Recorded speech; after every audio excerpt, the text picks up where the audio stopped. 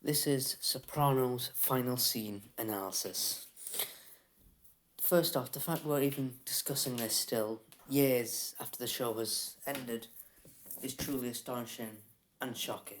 But we begin.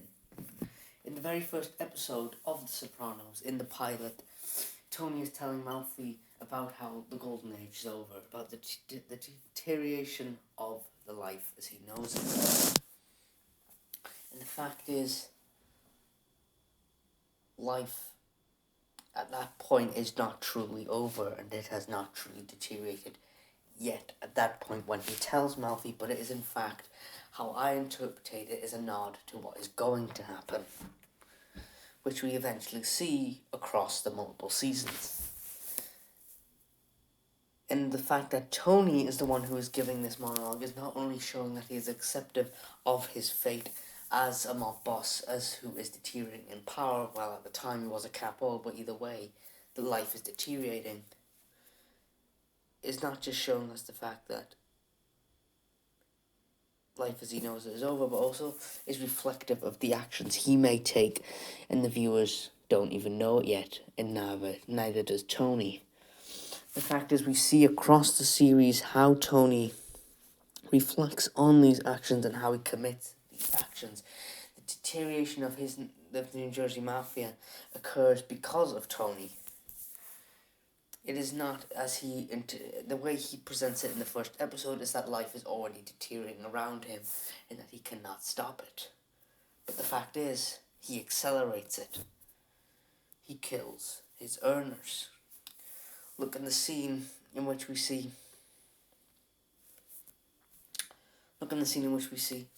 him kill Ralph. Said Ralph, this is included. Ralph was a captain and his best earner. He did not need to kill Ralph over a simple horse. Of course, the horse is reflected of Tony's perceived innocence about himself, because at that stage he's not committed yet. He's not fully committed to the devil and the atrocities the devil himself would commit. No, he is committed to his own perceived innocence. He's committed to the fact that he is a soldier, which he actually tells Malfi in an episode. And he tells Malfi that he's a soldier and soldiers don't go to hell. He's not yet accepted his destined fate, and therefore believes when he kills Ralph, his actions are justified because Ralph had killed a horse. The death of Pyomai reflects Tony's own feelings about his childhood as well. As a child, he was rather innocent. He's a young child, but he dealt with a father who was not as innocent, a father who was deeply involved in the New Jersey Mafia. He had a mother who had all sorts of personality disorders and was therefore not reflective of Tony's own innocence. Instead, he had a mother who destined to cover up Tony's father's crimes and therefore protect Tony's father. He did not see his mother as a defender of himself, but as a defender of the evilness and the devilness that Johnny, Tony's father, has committed. He never saw her as his own defender and therefore never saw his mother as innocent. While his mother regards Tony's father as a saint, Tony does not. Tony does, of course, admire and respect his father in some ways, which we see throughout the series, such as his therapy sessions with Malfi, in which he reflects on how he would have dealt with AJ if his father had been around. So there again, this is reflective of Tony's own perceived innocence, in which Pyomai is reflective of. So the moment Ralph kills Pyomai, you could make the argument that Tony views this as his own innocence being taken away from him. It's Ralph removing the last thing that was innocent about him, and therefore when Tony kills Ralph, he's therefore committing the first act of completely joining the darkness that surrounds his life. This is the end of Tony's innocence as he perceives it.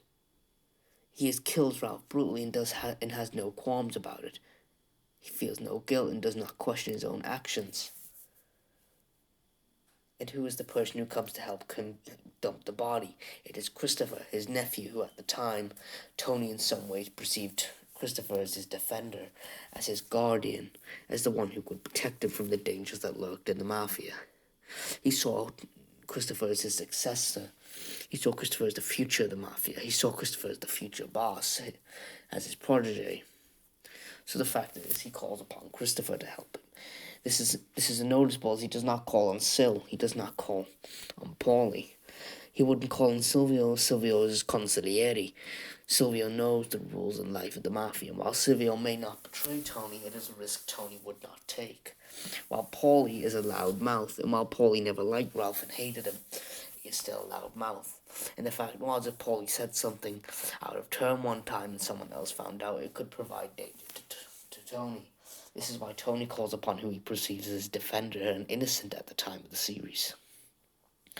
After Ralph's death, we continue to see him deteriorate his own criminal organization.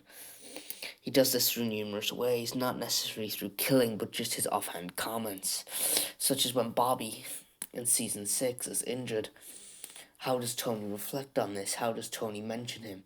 Tony says to F that loyalty, which Carlos overhears. And again, reminder later in the series, Carlos does turn informant. This is again Tony's own. Tony can no longer see anything and can no longer plan ahead and think of what is going to happen. He is drawn into a single-minded focus on protecting himself.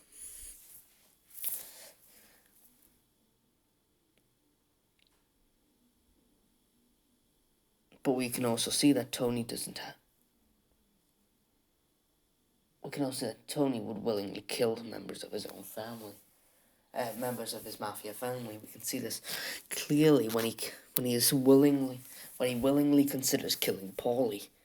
If he had killed Paulie, he would remove someone who he perceived as annoying and a loud mouth. But he also had no evidence to support that Paulie had told Johnny about the Ginny Sack joke, and therefore and also Silvio knew of Tony taking Paulie on the trip, and therefore Silvio also knew that about Tony's doubts about Paulie, and therefore could have ended badly for Tony had he killed Paulie without justification. But then we have to transition back into the final season of the show. In the final season of the show, we've seen Tony's innocence stripped away.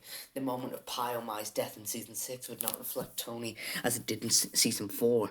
If anything, if Ralph had still been around by season 6 and had killed Pyomai in season 6, I truly believe Tony would not have been bothered and would have only wanted his cut of the insurance money. Because Tony by season 6 has completely changed and any hints of innocence has been mostly stripped away. He has the smallest feelings of innocence, but overall has none. He continues to put up to Melfi his perceived innocence, but truly in many ways this is charade. This is a fraud. This is a scheme. But Tony himself has yet not noticed this is a scheme. Tony doesn't believe he is scheming and fraud and committing fraud in front of Melfi. He truly believes he still has some semblance of innocence when we know he no longer does. We know Tony has committed the acts of sin, and we know Tony is repugnant. We know Tony is violent. We know Tony is dark. We know Tony is now basically making an alliance with the devil himself, as we can perceive this through numerous ways. In the final season again, Tony's organization takes hit after hit. Vito's death is the first hit, as Vito was his best earner. This means Tony is now down money. Tony decides to make Carlos the captain of Vito's crew and put construction under Carlos's leadership. This provides no real benefit to Tony, as Tony later remarks in another episode that Vito was making 3 times what Carlos is on construction. Therefore, this is a direct insult to not only Carlos, but the wider New Jersey Mafia, and in fact, the wider Mafia altogether, as Tony perceives their inability to earn as a sin to himself, which then we can see as a way to ratify that Tony, in some ways, could be the devil himself. He just simply doesn't accept that, and the audience doesn't either, as the audience wishes to protect Tony, even after the multiple actions he has therefore committed.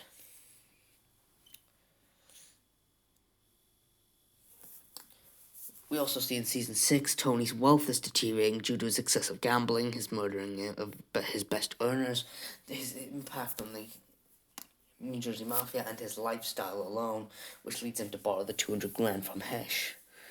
There's even a hint at one point that Tony might simply have Hesh killed as a way to protect his own interests and not pay the debt back, which Bobby had suggested. However, Tony knows if he does this, it would not reflect well on him as a boss. So in the end, he does pay Hesh back, but only after Hesh serves has the tragedy of losing his girlfriend. This death of his girlfriend is also reflected on Tony's inner mental state and his belief.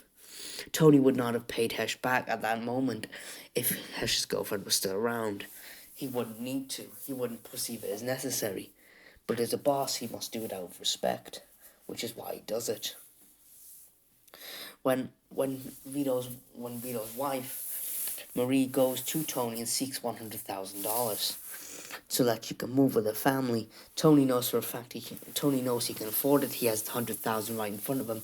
But then he remarks to Sylvia and Christopher, he'll put it on a sports game and he'll make double his money. This shows that he cannot move away from the gambling nature that he's become accustomed to in the gambling lifestyle. So when he gambles it and ultimately loses, he is forced to take a different action and sends Vito Jr. to a different camp. We also see Tony's inner anger at this, which will also lead to his own downfall, as Tony is furious that Phil, who is Marie's cousin, has refused to put up the payment. And he says in a restaurant to Bobby, Silvio, and I believe Christopher, he says that he will, quote, never forget this, end quote, which shows that Tony is now summoned by his anger and also hints at the growing tension between New York and New Jersey, which we will later see reflected into a brutal, bloody war, which of course Tony was expecting and therefore is acceptive of. Even though Tony attempts to stop the war in his own head, he may be acceptive of the war due to various things that have occurred and his own disdained hate for Phil Leotardo. Then comes the moment. Then comes Uncle Junior, which is reflective of Tony's real family, his blood family line. As Junior becomes ill with dementia, when Tony is shot, it is reflective of what is to come, but also forecasting what is about to occur between Tony and Junior and overall his blood family, as Tony effectively terminates his link with Uncle Junior for many episodes. And Tony also begins to terminate his links with the rest of his family, as in the final episode, he visits Janice, but there is no real brotherly sister bond. Of course, there never was throughout the season, only in small instances, but this reflected that Tony has took a significant departure from his blood family, and is therefore done with Janice. Even though he says she can call at any point, this is not what he is truly saying. He is truly saying he is done with her in many aspects. But now we must cut to the final episodes of the show. In the final episodes of the show, Tony decides it's time to kill Phil Leotardo. Again, this is not only reflective of Tony's belief that is necessary, but more so that is Tony's belief. More so that is reflective of Tony's inner anger, which again was reflected in an earlier scene during the series when he says to Bobby, Silvio, and Christopher that he will, quote, never forget this, end quote, over Vito, which is reflective that he's had this anger since, and while he attempts to make multiple deals with Phil, on some level we can see that Tony clearly doesn't want to do this, but clearly knows he has to. But it's reflective when Tony blows the wire room and even beats up Coco, that he is willingly admitting, showing the audience and Phil Leotardo that this is Tony Soprano and he will not just surrender. Of course, he beats up Coco and brutally curb stomps him in the name of defending his daughter's honour. However, it could be interpreted as a way he's just simply putting that on for show, and that the honour part means nothing to Tony. As we've seen this season, Tony is taking a small departure every time from his blood family, which is reflective more in the later episodes, which then can be reflected as a naturement that Tony is done with it, and is in fact doing what he did to Coco as a way to send a message to Phil Leotardo in New York that there is no screwing Tony in New Jersey. The blowing of the wire room is also reflective of this, as it shows Tony's taking more aggressive steps to put out the message he is the boss of New Jersey and New York and stay the hell out, and except on construction. And then there is Christopher, his nephew. The fact is, when they have the car crash, before they have the car crash, the car is driving, the lyrics say the child is gone. The radio song says, quote, the child is gone, the dream is gone, end quote. This is reflective that Tony's perceived previous dream that we've just discussed earlier in the video of Christopher being his guardian, his defender, his successor, the future boss, is gone. Tony has now admitted to himself that Christopher is now a liability, that Christopher is now weak, that Christopher is not his defender but his attacker. Christopher is not his guardian but the warrior who seeks to defeat him. Christopher is now willingly accepting he is not the future boss, he is his future killer. Tony is now accepting that Christopher is no longer innocent, but is just as guilty as him, but more so guilty in Tony's own head, as he sees Christopher as a betrayer. Which, when the car crashes, Tony now has the opportunity to eliminate Christopher. For a second it seems he won't, but when Christopher brings up that he's on drugs at this very moment in time, again, it shows to the audience and Tony that this is finally Tony severing his link with Christopher, while in the car and the song and the lyrics all proclaim that Tony is now giving up on Christopher as his defender, guardian, future boss, etc., etc.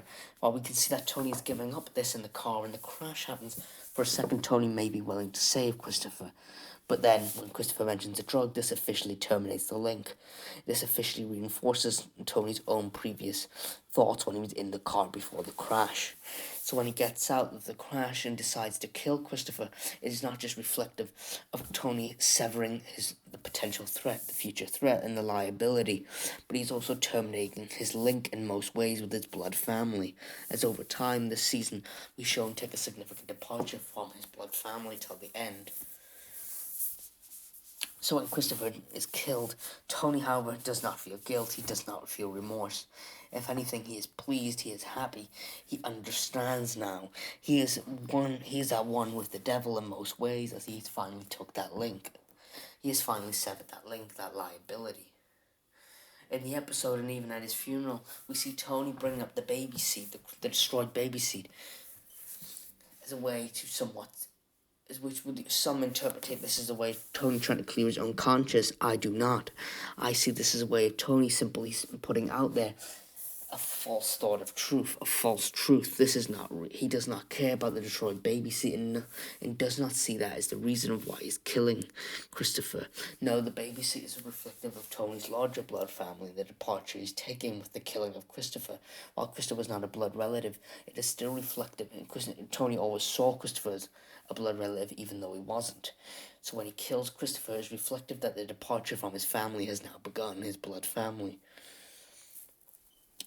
which reinforces the fact that previously in the season he had given up on Uncle Junior after Uncle Junior shot him, which again is reflective of the significant departure from the blood family, and that he will only have the core family, his kids and his wife at the very end, which we see in the final scene. Then, of course, with the war with New York, it is brutal, it is violent. Bobby and Silvio are slain immediately. Afterwards, of course, Silvio is in a coma, but he can't be presumed dead. With Bobby and Silvio now basically slain in the first stage of the war, this leaves Tony significantly depleted already, as he now has to rely on people such as Paulie and Patsy and Carlos, who is of course turning against Tony every single day. Tony is losing the respect of his men, such as when Benny makes the comment that he said, quote, yesterday was his gout, end quote, when reference when Tony refuses to visit Silvio, end quote. When he chooses to visit Silvio.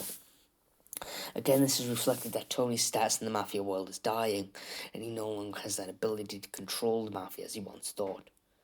When he visits Butch with Paulie, he makes the deal with New York that he is allowed to kill Phil Leotardo to end the war, and that Butch will have to, quote, come up with a number, end quote, for Janice after Bobby's loss. The fact that Tony goes out of his way to secure the money is not necessarily securing the money for his sisters. He not necessarily cares about her anymore since we've seen the significant departure. No, after all, Tony's possibly securing this money either for himself or simply as a way of showing New York that he's still more powerful, even though he is not. And the fact Butch gives into this gives Tony a small amount of satisfaction, as Tony believes this is showing that he is in control overall of this negotiation. When the war does finally end and they move into their house, Carmela says, quote, there's a lot of bills, end quote, as they're moving back into their house. This is reflective of not only Carmela's personality, but Carmela is, of course, Tony's wife, and is reflective of Tony's own goals and intentions. In fact, quote, there's a lot of bills, end quote, not long after the scene of peace. negotiations shows something else. It signifies Tony's inner want for money and greed, and how he expresses it. The fact he kills his best earners is also reflected in this single quote. In many ways, you can interpret this single quote as summing up the entire story of the series: money, greed, power, and death. Then, when Tony finally does agree to see Uncle Junior at the mental home, when he visits him, he mentions how Uncle Junior and his father, quote, Johnny Boy, and quote, ran New Jersey. This is reflective of how Tony wants Uncle Junior to be viewed and be accepted as still as the retired boss of New Jersey. However, Uncle Junior barely remembers this, and while he accepts it somewhat, he is of course hesitant. And we see Tony leave before he gets emotional. But the way Tony leaves is also again signifying that this is a significant departure from the blood family. He's of course attempting to hold back the tears, but the tears can be not just the realization that Uncle Junior's mind is truly gone. He had already accepted that long ago. This can be accepted that he's accepting Junior's departed from the blood family. This is accepted that Tony has severed another link. As well, Tony is trying to make Paulie captain of the April crew, even though Paulie is already captain. He is attempting to get Paulie to accept a construction gig. He needs somebody, and Paulie's the only one who's truly left, except Patsy. As Bobby and Sylvia were slain, Vito was killed early in the season. Tony personally killed Ralph, and Christopher is now gone at the hand of Tony. So now we must look into the mind. As Paulie is hesitant, some have interpreted this as Paulie working with New York. I don't know if this is true or not, but what I interpreted it as something different. I interpreted it as Paulie's superstitions, as he actually points out, is true, as Tony's always has superstitious mind and suspicious mind when it comes to the forces of the supernatural, which Tony has never accepted as fact until after his coma. So the fact that is Tony, of course, eventually Paulie accepts that he says, I live to serve you, my liege, end quote. That is Paulie's final line. But the fact that he calls Tony a, quote, liege, end quote, shows that how also Tony perceives himself. Tony perceives himself as a king, a general, all in one. He presents himself as the devil throughout the series, and now he's presenting himself as the one who's fallen from power but trying to cling on desperately. Of course, we also have the scene in which his lawyer, Neil Mink, informs him that Carlos is giving testimony. He predicts an 80 and 90% chance of indictment. This shows that Tony is at the risk of arrest and is at the risk of indictment and life in prison, as somebody will have to go down, not just for the war with New York, but everything else that has transpired. And Carlos is reflective of how he saw Christopher after the crash, as the traitor, as the betrayer, as the one who was the warrior against him, as the one who was his true killer, which is reflective. Of course, I'm not saying Carlos is the one who arranges the hit in the final scene, but Carlos is the bullet that takes down Tony's empire once again, in most ways, as Tony's empire is already reeling after the deaths of Bobby and Silvio. But now Carlos's testimony could bring the empire down completely. In the final scene, we see Tony arrive, and he's paranoid and continues to lift his head up throughout as he continues to look up when the bell jingles. He takes in every single person. When Carmela arrives, she asks about Carlos, and Tony replies, "It's Carlos," end quote. He knows he's going to prison. He knows his way out is probably coming soon, and he's acceptive of that fate. When AJ enters, many have said that Tony simply is too focused on AJ to notice the hitman, but this is not true. Tony is accepting of the hitman and simply sees it as that. But he does not realize that this is truly his hitman, but he will keep a close eye on him. See, when the hitman enters the bathroom, Tony tilts his head. When AJ sits down and complains about his business, his job at the production company of Carmine Lubitazzi, Tony says, quote, "It's an entry-level job," end quote. Entry level is not reflective of the job, it is in fact reflective of where Tony is going. Tony is entering the next stage of life and death, therefore is about to be killed. When the scene cuts to black, it is reflected that Tony's actions throughout the series bear fruit and is about to die. The onion rings, and the cokes, the sacramental wine, and the food. Tony is accepting his fate and is now about to die. The lights again are once again reflective. The three lights are reflective of not three deaths that take place, but three stages of life. One, birth and childhood. That's the first one. This is Tony's time of innocence. 2, the beginning of adulthood and the early years of adulthood. This is where Tony still has his perceived innocence. even though he's no longer innocent. The third light, the third and final light, is reflective of Tony's future and how he's about to die. And of course, the cut to black reflects all of this. Tony is now dead.